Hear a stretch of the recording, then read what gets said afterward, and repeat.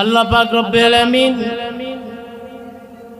কোরআনে কারীমের মধ্যে বলেন, আউযু বিল্লাহি মিনাশ শাইতানির রাজীম, বিসমিল্লাহির রাহমানির রাহিম। أرأيت الذي يكذب بالدين। হে নবী,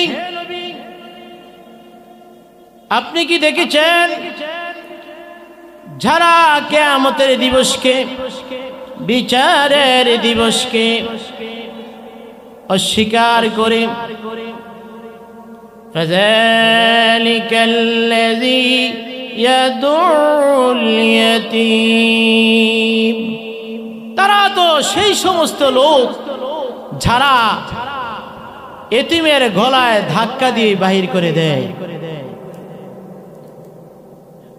আর পরকালকে অস্বীকার করা, কিয়ামতের দিবসকে, বিচারের দিবসকে অস্বীকার করা, না মানা, এই বৈশিষ্ট্যটা কি ইমানদারের হইতে পারে? এই বৈশিষ্ট্যটা কার? সকলে বলুন। কাফেরদের বৈশিষ্ট্য। কাফেররা বলে পরকাল বলতে কিছু নাই, হিসাব নিকাশ বলতে কোনো কিছু নাই। কাফেরদের এই বৈশিষ্ট্য ইমানদারের মাধ্যমে রাখা যাবে না রে ভাই,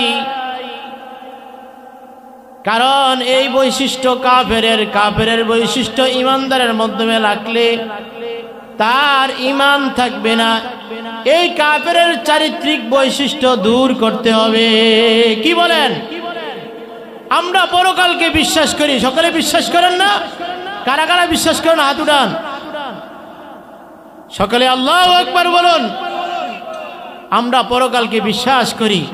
কিয়ামতের দিবসে আমরা সকলে বিচারের সম্মুখীন হব।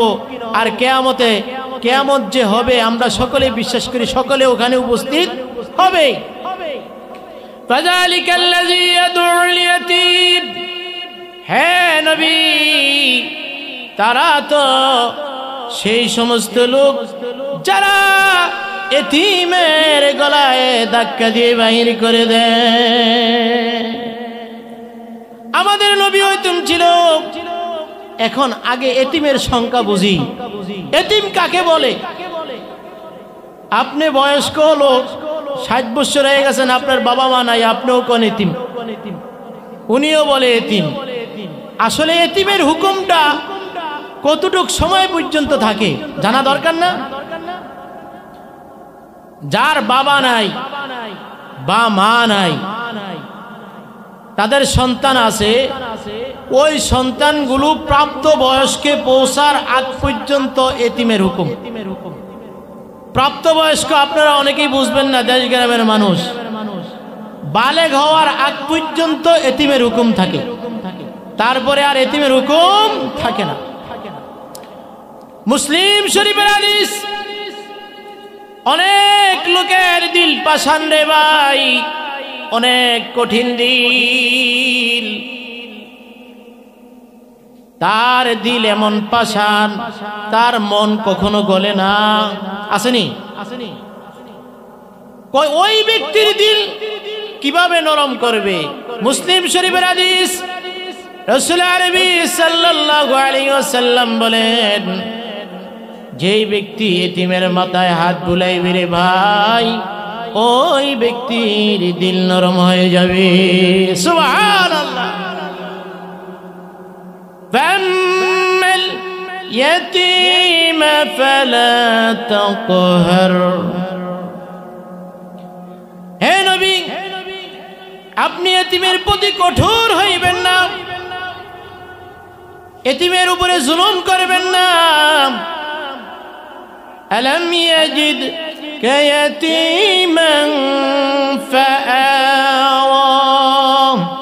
কারণ হে নবী, আপনাকে আমি পেয়েছি এতিম রূপে, সুতরাং আমি আল্লাহ আপনাকে আশ্রয় দিয়েছি। সুবহানাল্লাহ। এতিমের গলা ধাক্কা দিয়ে বাহির করে দেয় মানে এখানে 4টা কারণ দর্শাইছে মুফাসসিরিনগণ। কয়টা কারণ বলুন? 4টা কারণ। কয় এতিমের মালকে আত্মসাৎ করে। 2 নম্বর, এতিমকে থাকার স্থান দেয় না, তাকে দূরে সরাইয়া ফেলে রে ভাই, তাকে দূরে সরাইয়া ফেলে। 3 নম্বর, অনেক এতিম আছে, বাবা অনেক ধন সম্পত্তির মালিক, সম্পত্তির মালিক, ধনের মালিক, অর্থের মালিক, কিন্তু বাবা মারা গেছে, সন্তানগুলো অপ্রাপ্ত বয়স্ক রয়ে গেছে। চাচা চিন্তা করলেন যে বাতিজাকে যদি আমার মাঝে রাখি তার সম্পদগুলো পর্যন্ত আমি গ্রাস করতে পারবো, খেতে পারবো। আছে কিনা? এতিমের মালের সঙ্গে তার মাল মিশিয়ে খাওয়া। রাসূল আরবি সাল্লাল্লাহু আলাইহি সাল্লাম বলেন, যে এতিমের মালের সঙ্গে তার মাল মিশিয়ে খাবে সে ঈমান নিয়ে কবরে যাইতে পারবে না। 4 নম্বর, এতিমকে গালাগালি করা, মন্দচারী করা, কষ্ট দেওয়া। রাসূল বলেন, যেই ব্যক্তি এতিমকে আশ্রয় দিল, কয় সেই ব্যক্তি যেন জান্নাত ক্রয় করে রইল। সুবহানাল্লাহ। জান্নাতকে কিনে লইল, জান্নাতকে ক্রয় করে লইল। ওয়ালা ইয়াহুদ্দু আলা তুআমিল মিসকিন।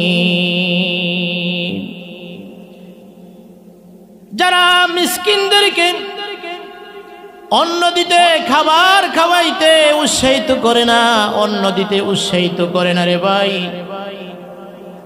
অনেক মানুষ আছে মিসকিনদেরকে খানা সে নিজেও খাওয়ায় না। অন্য মানুষ যদি এতিমকে খানা খাওয়াইতে চায়, মিসকিন ফকিরদেরকে খানা খাওয়াইতে চায়, সেই ব্যক্তি বাধা দেয়। যারা এই কাজ করে খারাজা মিনাল ঈমান, সেই ব্যক্তি ঈমানের অংশ থেকে বাইর হয়ে যাবে। বলেন নাউজুবিল্লাহ। এখন আসেন, মিসকিন কাকে বলে, ফকির কাকে বলে? মিসকিন বলা হয় যার কমপক্ষে বাসস্থানটা আছে, তাকে বলা হয় মিসকিন। আর ফকির বলা হয় যার থাকার জায়গাটাও নাই, তাকে বলা হয় কি? ফকির। তাদেরকে খানা খাওয়াইবেন, তাদেরকে অর্থ দিয়ে সহযোগিতা করবেন, করবেন কিনা? সকলে সহযোগিতা করবেন তাদেরকে খাবার দিতে, মানুষদেরকে উৎসাহিত করবেন। বলে ভাই ওখানে দাও, ওখানে গরিব আছে, ওখানে গরিব আছে, ওখানে মিসকিন আছে, তাদেরকে দাও। তাহলে এই 3টা গুণ কার গুণ? এই 3টা কাফেরদের চারিত্রিক বৈশিষ্ট্য। এই চারিত্রিক বৈশিষ্ট্য যদি দূর করতে পারেন তাহলে আপনি হবেন ঈমানদার। এখন আসেন মুনাফিকদের চারিত্রিক বৈশিষ্ট্য। ফাওয়াইলুল লিল মুসাল্লিন। ওয়াইল মানে ধ্বংস। ধ্বংস ওই সমস্ত মুনাফিক নামাজীদের জন্য। মুনাফিক আছে কিনা ভাই? সকলে বলুন আছে কিনা? মুনাফিক তার ভাবটা প্রকাশ করে ইমানদার হিসাবে, ভিতরে ভিতরে সে বেঈমানি করে। কি করে? বেঈমানি করে। তার নাম মুনাফিক। তার নাম কি? মুনাফিক। বাইহাকি শরীফের 1777 নম্বর হাদিস। وعن عبد الله بن عمر رضي الله تعالى عنه قال قال النبي صلى الله عليه وسلم قال إنما أخاف على هذه الأمة কুল্লু মুনাফিকিন ইয়াতাকাল্লামুনা বিল হিকমা ওয়া ইয়া'মালু বিল জাওর। রাসূল আরবি সাল্লাল্লাহু আলাইহি ওয়াসাল্লাম বলেন, আমি আমার উম্মতের মাঝে সবচেয়ে বেশি ভয় করি মুনাফিককে। কাকে? কুল্লু মুনাফিকিন ইয়াতাকাল্লামুনা বিল হিকমা, প্রত্যেক মুনাফিক সে হিকমত খাটায়া কথা বলে, এমন ভাবে বিচক্ষণতার সহিত কথা বলবে। ওয়া ইয়া'মালু বিল জাওরি, বরঞ্চ তার দ্বারে সমাজের যত কুকর্ম আছে, জুলুম অত্যাচার আছে সব হয়, কিন্তু সে হিকমত খাটায়া কৌশলে ঠান্ডা মাথায় কথা বলে। তার নাম মুনাফিক। তার নাম কি সকলে বলুন? মুনাফিক। বুখারী শরীফের 5632 নম্বর হাদিস, وعن أبي هريرة رضي الله تعالى عنه قال قال النبي صلى الله عليه وسلم تجد من شر الناس يوم القيامة عند الله ذا الوجهين الذي يأتي هؤلاء بوجه وهؤلاء بوجه।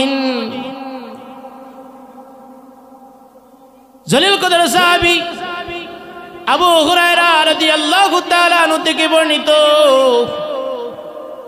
তিনি বলেন, কাল কিয়ামতের দিন আল্লাহর নিকট সবচেয়ে নিকৃষ্ট হিসাবে মুনাফিক আল্লাহর নিকট হাজির হইবে রে ভাই। কারণ কি? জাল ওয়াজহাইন আল্লাযী ইয়াতি হাউলাই বিওয়াজহিন ওয়া হাউলাই বিওয়াজহিন, তারা এক রূপে এই দিকে কথা বলেছে, অপর দিকে আরেকটা রূপ নিয়ে কথা বলেছে। এই মুখ দিয়া এক মুখ দিয়া দুই সুরে কথা বলেছে, এই দিকে এক সুরে কথা বলেছে, অপর দিকে আরেক সুরে কথা বলেছে। তার নাম মুনাফিক। তার নাম কি? মনে করেন না আব্দুর রহিম আব্দুল সাত্তারের কাছে যাইয়া বললো যে তোমরা দুইজন যেহেতু ঝগড়া লাগেছো, তাকে কড়া ভালো করে ঘিসে আসবা, ভালো করে মারবা, আমি দেখবো। ওখানে যায় বলছে তার নামে মামলা করো। তাহলে একটা মুখ, সুর কয়টা বলুন? দুইটা। তার নাম কি? মুনাফিক। এই মুনাফিকের দ্বারা যত ক্ষয়ক্ষতি হবে সেটার দায়ভার গুনাহ ওই মুনাফিকে নিতে হবে। আল্লাহ পাক আমাদের সকলকে মুনাফিক থেকে বাঁচায় রাখুক, বলেন আমিন। রাসূল আরবি সাল্লাল্লাহু আলাইহি ওয়াসাল্লাম বলেন ফাওয়াইদ, রাসূল আরবি সাল্লাল্লাহু আলাইহি ওয়াসাল্লাম বলেন, হে সাহাবায়ে কেরাম, তোমরা মুনাফিকি করবে না, আর মুনাফিক যেখানে যেখানে আছে মুনাফিক থেকে তোমরা বাঁচা থাকবা। আল্লাহ পাক রব্বুল আলামিন বলেন, ফাওয়াইলুল লিল মুসাল্লিন, ধ্বংস ওই মুনাফিক নামাজীদের, আল্লাযীনা হুম আন সালাতিহিম সাহুন, যারা তাদের নিজের নামাজ সম্পর্কে বেখবর, উদাসীন, নিজের নামাজ সম্পর্কে কোনো খবর নাই, নামাজ সম্পর্কে কোনো খবর নাই, উদাসীন। নামাজের সময় চলে যাচ্ছে, কয় আমি খবরটা একটু শুনে নেই। বললো ভাই নামাজ পড়তে আসুক, বলে প্যান্টটা ভালো নাই, লুঙ্গিটা ভালো নাই, তাদের অনেক ওজর, তারা অনেক কি অনেক ওজর তাদের। বুখারী শরীফের 32 নম্বর হাদিস, মুনাফিকের 3টা আলামত আছে। কয়টা আলামত বলুন? 3টা আলামত। وعن أبي هريرة رضي الله تعالى عنه قال قال النبي صلى الله عليه وسلم إذا حدث كذب وإذا وعد أخلف وإذا تؤمن خان। মুনাফিক কথায় কথায় মিথ্যা কথা বলে, সত্য কথা না মিথ্যা কথা? মিথ্যা সাক্ষী, মিথ্যা কথা, সে মিথ্যা ছাড়া কিছুই বোঝে না। পানির মাঝে রেক আছে, তার মিথ্যা কথার কোনো রেক নাই। ব্যবসা বাণিজ্যে মিথ্যা কথা বলে, কাজকর্মে মিথ্যা কথা বলে, বলে আসো কই, আসে দাউদ কান্দি, বলে আসি মহেশমারি, মিথ্যা কথা বলে। ওয়াইজা ওয়াদা আখলাফা, আর সে ওয়াদা করে তা খেলাপ করে, ওয়াদা পূরণ করে না। এটা কার খাসলত বলুন? মুনাফিকদের। আমার আলোচনা বুঝেন না? এটা কার বৈশিষ্ট্য? জোরে বলুন। মুনাফিকের বৈশিষ্ট্য। ওয়াদা করে খেলাপ রাখে। দেখেন না, ইলেকশনের আগে পুল করে দেব, কালভার্ট করে দেব, ব্রিজ করে দেব, মসজিদ করে দেব, সব কইরা দেয়। যখন পাস করে আর কোনো খোঁজ খবর থাকে না। তাহলে ওয়াদা করে খেলাপ করা, যে খেলাপ করে তিনি হচ্ছেন মুনাফিক। আমি বোনকে একটা জিনিস দেবো, ভাইকে একটা জিনিস দেবো, ওয়াদা করেছি মাদ্রাসায় টাকা দেবো, মসজিদে টাকা দেবো, মাহফিলে টাকা দেবো, ওয়াদা করে খেলাপ করলাম। তাহলে এই মুনাফিকের চরিত্র আমার মাঝেও চলে আসলো, আসলো কিনা? ওয়াইজা তুমিনা খান, আর আমানতের খেয়ানত করা, সেটাও মুনাফিকের আলামত। বিদেশ থেকে কম্বল পাঠাইছে, স্বর্ণের জিনিস পাঠাইছে, আমানত হিসাবে সেই ব্যক্তি খেয়ে ফেলছে। তার কাছে ভাইয়ে টাকা দিয়ে গেছে, ভাই অ্যাক্সিডেন্ট করে মারা গেছে, ভাইয়ের টাকা সে আত্মসাৎ করে ফেলছে, ভাইয়ের টাকাগুলো সব খেয়ে ফেলছে। সেই ব্যক্তি আমানতদারি রক্ষা করে নাই, সে কি মুনাফিক। বুখারী শরীফের 33 নম্বর হাদিস, ওখানে একটা বাড়াইছে মুনাফিকের আলামত। ক্বালা আরবাউন মান কুল্লা ফীহি কানা মুনাফিকান খালিসান। কয় খালেস মুনাফিক, পিওর মুনাফিক 4 শ্রেণীর। কয় শ্রেণীর বলুন? 4 শ্রেণীর।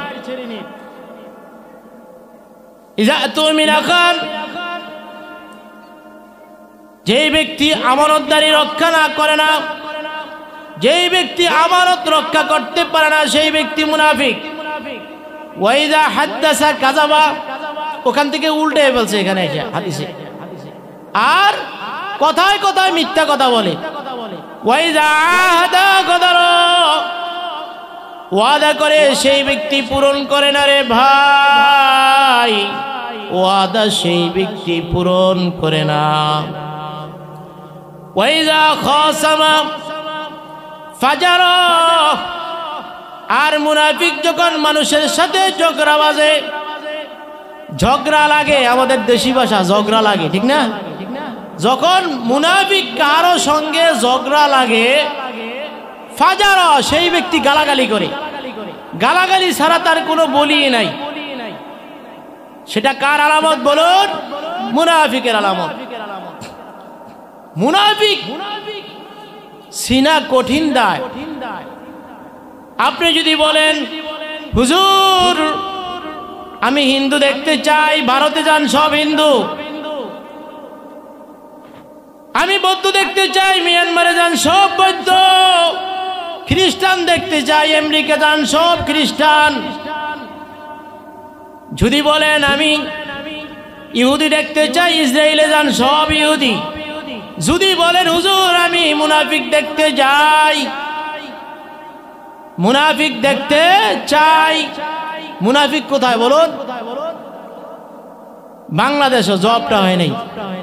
মুনাফিক মুসলমানদের মাঝে, মুসলমানদের লেবাস পরে, দাড়ি লম্বা রেখে, টুপি পরে, মুসলমানদের বেশে চলে, ইসলামকে জবাই করে, তারা হলো মুনাফিক। ঠিক কিনা বলুন? তারা মুনাফিক। ও ভাই, কাফের, ইহুদি, খ্রিস্টান, মুশরিক, তাদের তো ঈমান নাই, তাদের মাঝে মুনাফিকি নাই, কিন্তু মুনাফিক একমাত্র মুসলমানদের মাঝে। ঠিক নি? রাসূলের জামানায় সবচেয়ে বড় মুনাফিক ছিল, সবচেয়ে বড় মুনাফিক ছিল আব্দুল্লাহ ইবনে উবাই ইবনে সুলুল। তার নাম কি ছিল বলুন সকলে? আব্দুল্লাহ ইবনে উবাই ইবনে সুলুল, মুনাফিকের সরদার রে ভাই।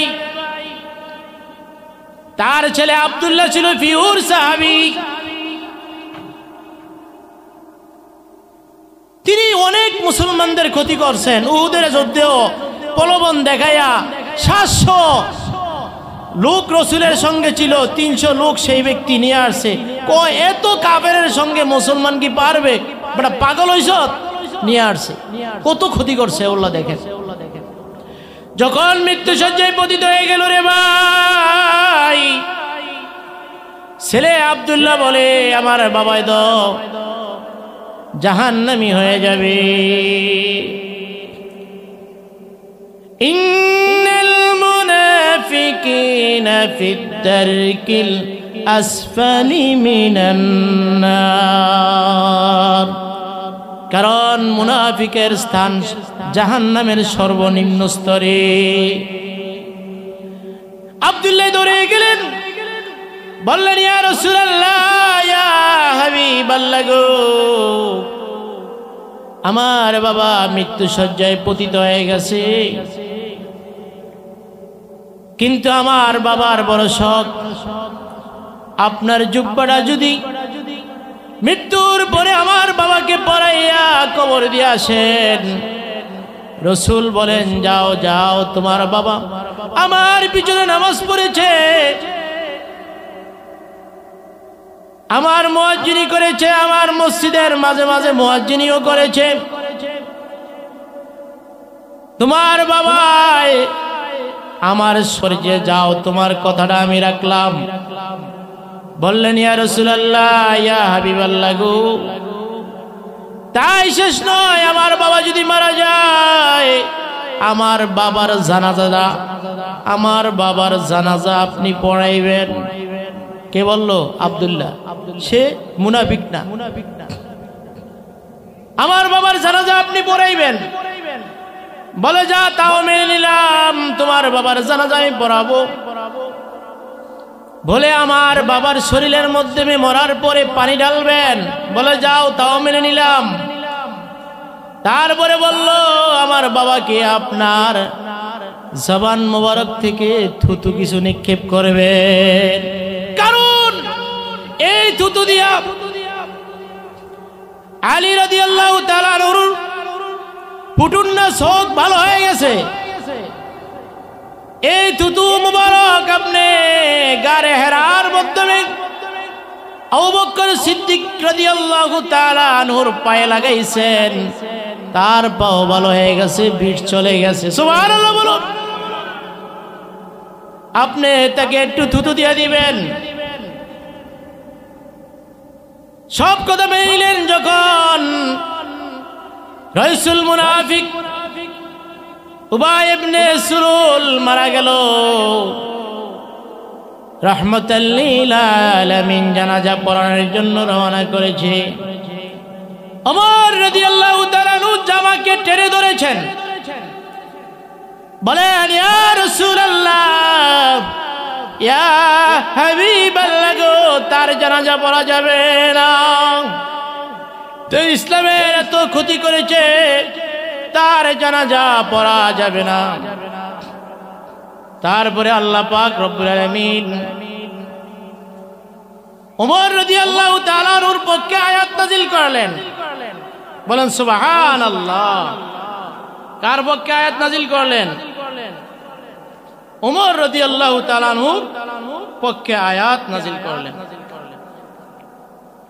ইস্তাগফিরু আও লা তাস্তাগফিরু,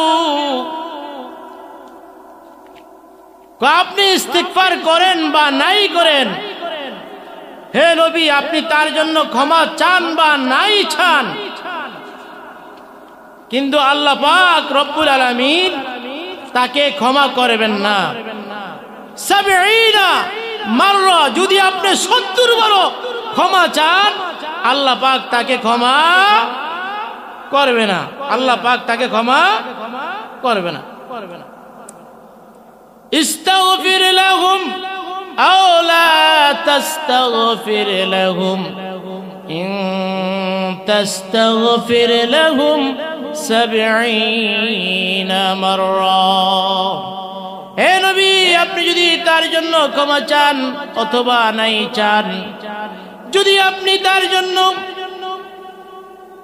70 বার ক্ষমা চান, ফালাইয়াগফিরুল্লাহু লাহুম, আল্লাহ পাক এই মুনাফিককে ক্ষমা করবে না।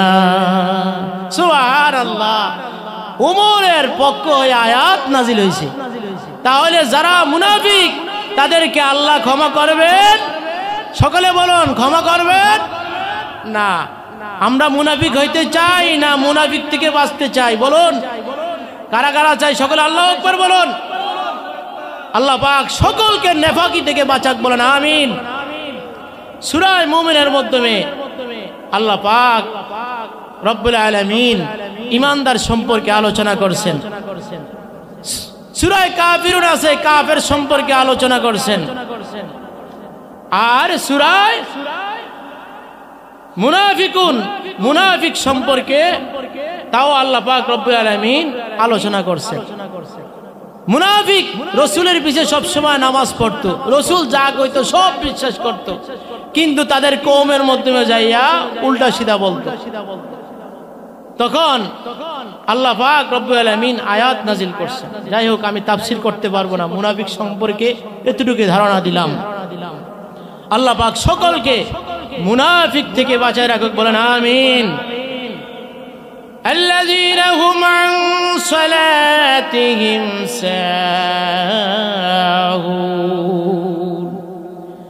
মুনাফিক যাদের ভিতরে নিফাকের খাসলত রয়েছে, তারা নামাজ থেকে উদাসীন থাকবে, নামাজ সম্পর্কে তাদের খোঁজ খবর থাকবে না। অপর হাদিসের মাধ্যমে আছে, বুখারী শরীফের হাদিস, যে মুনাফিকের জন্য ফজর আর এশা সবচেয়ে ভারী হবে। সবচেয়ে কি হবে বলেন? ভারী হবে। অনেক সময় বলে ভাই নামাজ পড়তে আসো, সে ওজর খাই করে, কি করে? ফ্যানটা ভালো না, তো কয় ফ্যান একটু ধুয়ে নাও, বলে আজকে না আগামীকাল। আচ্ছা বলেন তো, আগামীকাল সে বাঁচবে এই গ্যারান্টি আছে? এই গ্যারান্টি আছে? নাই। অতএব ভাই সঠিক সময় নামাজ পড়বেন, এটা মেরাজের চাঁদ, ঠিক না? এই চাঁদে রাসূল সাল্লাল্লাহু আলাইহি সাল্লাম 5 ওয়াক্ত নামাজ আনছে। অতএব এখানে যারা আমরা আছি সকলে 5 ওয়াক্ত নামাজ জামাতের সহিত পড়ব তো ইনশাআল্লাহ। এটা মনে করবেন আমার সম্পদ। এটা কার সম্পদ? আমার সম্পদ।